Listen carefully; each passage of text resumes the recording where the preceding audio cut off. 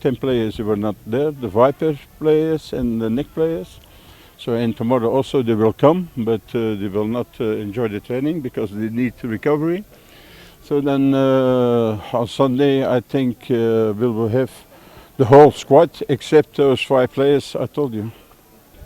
Yes, of course, I have more the experience in the Afghan than with Chen, but I can feel it's also an important tournament. I also for the local players, you see the players who signed abroad, maybe your national players following. That's always a little bit difficult to work because you mentioned in your team you provide the trainings in position, tactical, technical.